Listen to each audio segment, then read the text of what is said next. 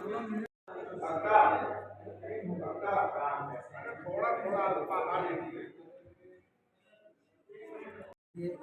देखो वेद ये हैं, क्योंकि दुनिया में बहुत से लोग ये मानते थे कि वेद शंकास्त्र पर ले या उठाकर, कोई कहे वेद जर्मनी चले गए, कोई कहे पाताल लोग चले गए, और किसी ने इतना प्रचार कर दिया 4 हाथियों पर रख कर चारों वेद चलते हैं।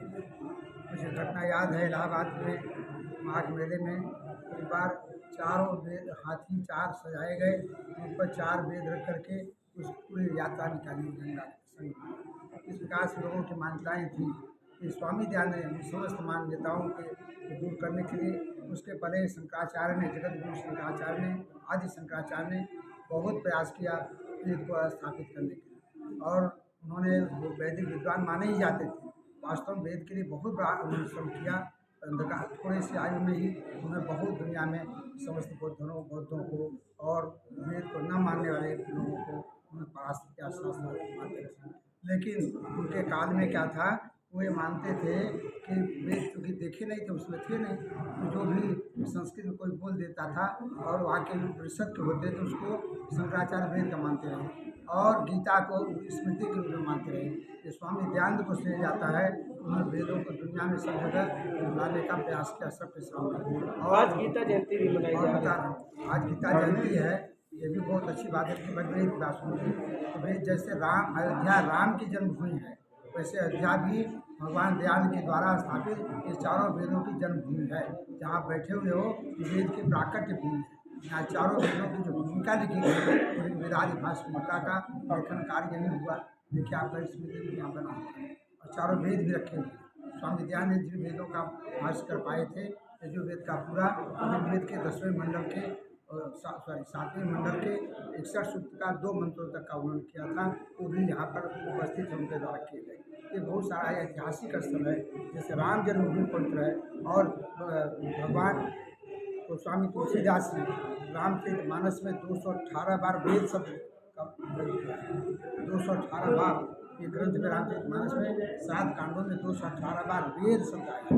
मैं आप समझ वेद कितनी बड़ी बात है। राम के राज्य का वर्णन जब करते हैं उसमें पहले ही यही दुआ आता है, वर्णा सम निज धर्म चलई वेद पथ लोक, चलई सुनई पावई सबई नई भय शोक न रोग। कितनी बड़ी बात है, वेद का ही नाम लेते हैं, उसमें कई बार और वेदों का नाम आया। मैंने आपको उदाहरण दिया, ये वो पवित्र जन्मभूमि है। जितना राम की जन्मभूमि पवित्र है, शायद राम के पहले का भी, वेद तो उसके भी पहले के हैं। ये जन्मभूमि वेद की जन्मभूमि है, और सब बिल्कुल के हमारा है ही है, संस्कृत पाठ के लिए ही है, लेकिन इसके लोग अगर पूजनीय है तो वेद के रूप में पूजनीय है, क्योंकि वास्तव में वेद मंदिर है। तो आज हम लोगों ने उसी वेद महोत्सव किया जो 1933 में, संवत 1933 में स्वामी दयानंद यहाँ आए थे, और भाद्रपद शुक्ल पक्ष प्रतिपदा से उन्होंने यहाँ प्रारंभ किया। तो 18 अगस्त 1876 को आए, और उसके बाद उनके मन में आया कि भाई आप किया जाए, वेद का भाषण नहीं करना चाहते, उनको स्थान लगा, अच्छा लगा, तो पंडित भीम सिंह शर्मा को फर्रुखाबाद से बुलाया। बुलाने के बाद वहाँ पर सारे ग्रंथों को जो वहाँ रखे थे काशी में, तो काशी सारे ग्रंथ यहाँ मंगाए, और उनके मित्र थे पंडित गुरुचरण नाथ उपाध्याय, और इस परिवार के आदि वंशज पूर्वज।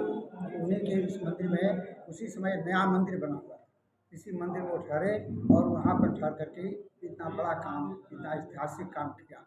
कि हम लोगों का कर्मण्यता थी जब इसका इतना प्रचार नहीं कर पाए, इतना प्रचार इसका होना चाहिए था। अब भगवान ने अवसर दिया है, शायद राष्ट्रीय के अंतर्राष्ट्रीय स्तर पर। हाँ जी बेटा, अपना नाम बता दीजिए, परिचय दे देता हूँ। मैं पंडित दीनानाथ शास्त्री, जिन्होंने इंजीनियर रहा लेक्चर में, और जिन्होंने चारों वेदों का अंग्रेजी अनुवाद किया, स्वामी सत्यप्रकाश सरस्वती, उन्होंने भारत की आज़ादी में बहुत योगदान दिया, उनका मैं शिष्य हूँ। और उनके पिताजी थे पंडित गंगा प्रसाद उपाध्याय, जिन्होंने बहुत सारे 6-7 भाषाओं में तमाम प्रचुर साहित्य लिखा। ये मेरा संस्कृत का परिचय है। ऋग्वेदादि भाषा का न्यास हम लोगों ने यहाँ स्थापित किया है, उसी के हम कोषाध्यक्ष हैं, संस्थापक भी हैं। इसके सामने उसकी भूमि खरीदी गई है। यहाँ वेद मंदिर का सुंदर निर्माण होगा, जिसमें चारों वेद मंत्र शिलालेख लिखे जाएंगे। हमारी योजना है। आप सब पत्रकार बंधुओं का, सब लोगों का बहुत बहुत आभार है।